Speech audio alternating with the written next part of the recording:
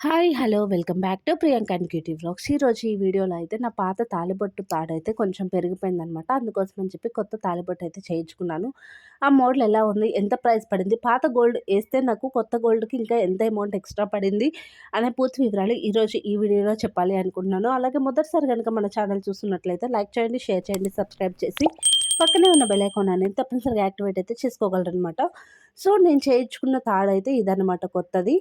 ఇదొచ్చేసి నాకు 41 గ్రాము వరకు పడింది. నేనైతే మధ్యలో బిళ్ళ వేయించి చేయించుకున్నా అనమాట. బిళ్ళకి 5-7 గ్రాముల వరకు ఎక్స్‌ట్రా పడిందనమాట.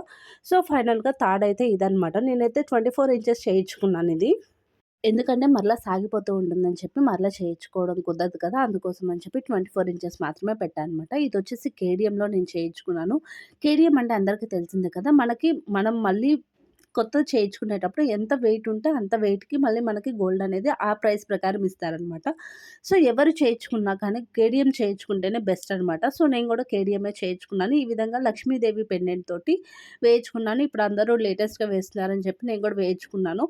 నాకు ఈ మోడల్ నచ్చి చేయించుకున్నాను. ఇదొచ్చేసి నాకు 41 గ్రాము పడిందనమాట. మొత్తం అంతా కూడా కలిపి 41 గ్రాము.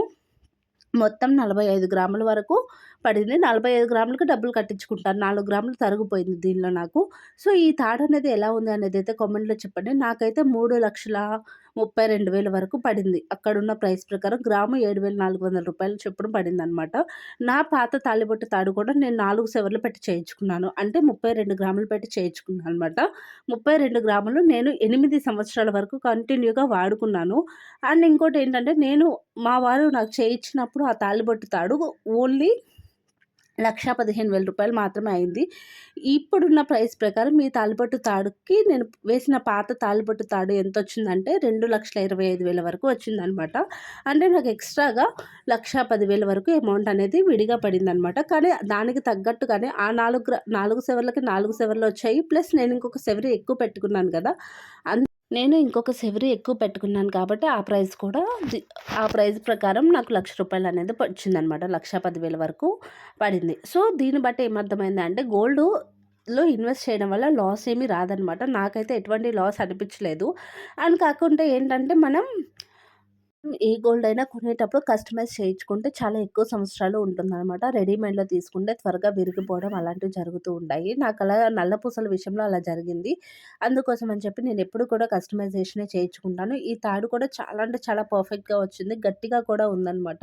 నాకు తెలిసినంత వరకైతే ఇంకొక 10 సంవత్సరాల వరకు చెక్కు చెదరకుండా ఉంటుందనే అనుకుంటున్నాను. సో, ఫైనల్‌గా ఇదే అనమాట. సో, ఈ మంగళసూత్రం అనేది ఎలా ఉంది అనేదైతే నాకు కామెంట్‌లో చెప్పండి. అలాగే మొదటిసారి గనుక మన ఛానల్ చూస్తున్నట్లయితే లైక్ చేయండి, షేర్ చేయండి, సబ్స్క్రైబ్ చేసి పక్కనే ఉన్న బెల్ ఐకాన్ అనేది యాక్టివేట్ చేసుకోగలరు. ఎవరైనా ఏదైనా ప్రొడక్ట్ ఆన్‌లైన్‌లో తీసుకోవాలి అనుకున్నట్లయితే మన కమ్యూనిటీ యాప్‌లో కొన్ని లింక్స్ అయితే ఉన్నాయి. వాటి ద్వారా కూడా పర్చేజ్ చేయొచ్చు. Thank you.